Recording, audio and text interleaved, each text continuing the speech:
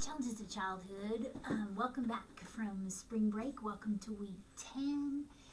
We are focused on this week, we're going to be diving into mental health for children as it relates to children in the developmental stages and ages, and the specifications of that, mental disturbances, challenges, relationships with depression, autism, ADHD, just all the disturbances. A couple of those specifically we're going to kind of hone in on.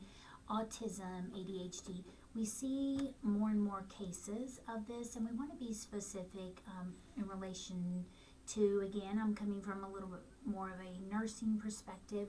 Whatever your pursuit academically and professionally, whatever your lenses that you see this course through, take the specifics and note how you would interact and how you would engage with these specific populations anyway, with reference to depression in general, what that looks like. And we know the cases are ever growing in the pediatric population. And why is that? What are the contributing factors?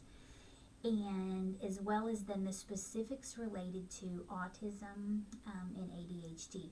Have an article that's going to be available in the module for this week. Fascinating, very intriguing article. It is more of a historical article. I just keep this one on because I love the perspective that it gives. There's obviously, with regards to autism, there is a spectrum.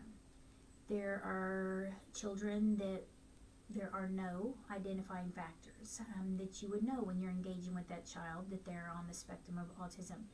Then there is the other side of that spectrum, the other end, where it's very visible and there are significant challenges to interacting with the child and communicating in an effective way. So that therapeutic communication and how best to engage.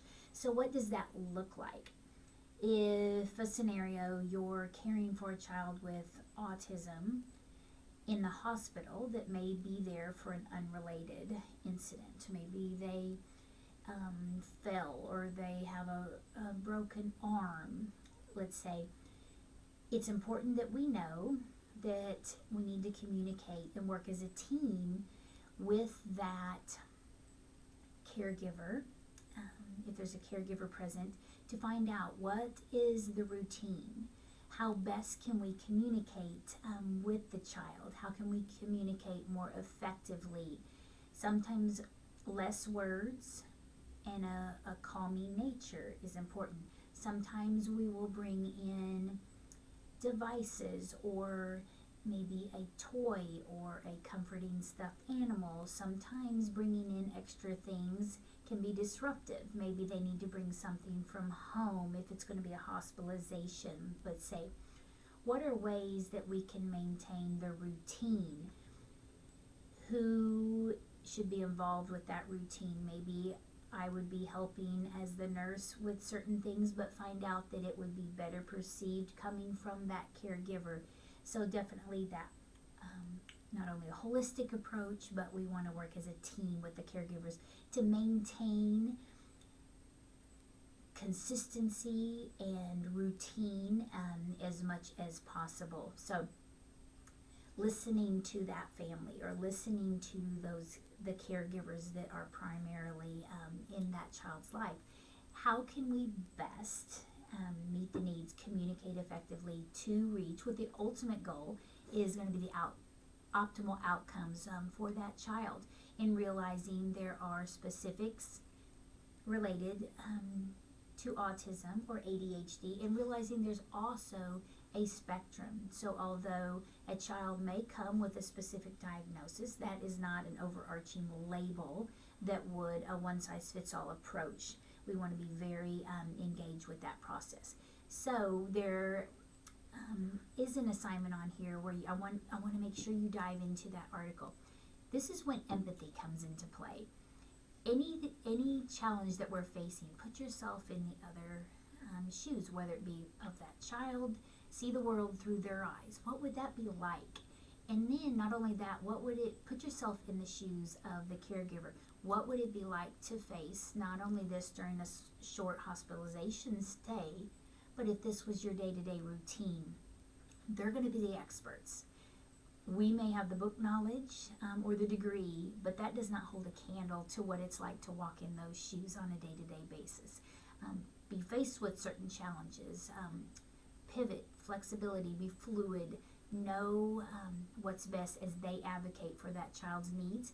Then I'm going to join on that team, and I'm going to advocate for them as well by providing the best care that I can with therapeutic communication, staying with the routine as much as possible for that child.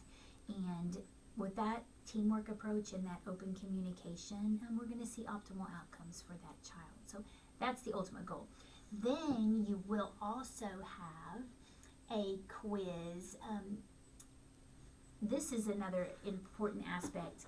What role does maternal depression and mental health play on that of a child?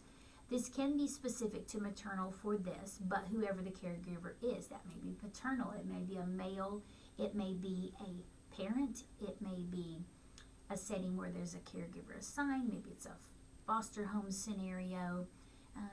Families look different now. There are lots of different components and moving parts. So primarily the focus here is, what if there are mental disturbances or mental health concerns, i.e. depression, for a caregiver of a child? And maybe the child was not predisposed to this, but they are being raised in a environment where that is a factor. What does that look like? How would that impact that child? What challenges would face that child throughout their childhood? So focus on that. Focus on that quiz. Again, now that we're coming after spring break, full speed ahead, gas pedal down on the resource presentation and the research paper. I think I'm waiting on one student still to tap in and get that green light for your topic. Everyone else should have that. If you decide to tackle this over spring break, whenever you dive in, if you see that you need to take a little bit of a detour on your topic, just send me a quick email, text, whatever the case may be, whatever was going to be best for you. I don't want you to be held up by that. I want you to be able to drive undivided attention towards that end goal. So I don't want you to be held up waiting on me, but I do need a heads up to make sure someone else hasn't already claimed that real estate on a different topic. So looking forward to your submissions. Again, this is going to be Sunday by midnight with this quiz related to the caregiver mental disturbances and how that impacts a child as they're growing up. Read through the article and the information that's available in this module. Very important that we understand mental challenges, ADHD, autism, and that is a spectrum. And it's not a one size fits all. It's not a label we put on anyone. It's challenges of childhood. And we're going to help to be a supportive connection to resources for that child and for that family. If you need anything at all, please reach out to me. I'm happy to help, and I want to make sure that we can finish this semester strong. Few assignments are outlying. Hopefully you're monitoring that grade book. If you see that you have a hole there, please communicate with me to let me know what the challenge is there, so that we can get all assignments submitted. It's better to submit it late and take a hit than not submit it at all. Communicate with me to let me know where you're at with things. I don't want anyone to fall behind, and we want to take the whole team across the finish line strong. Please reach out if I can do anything for you. Take care, guys.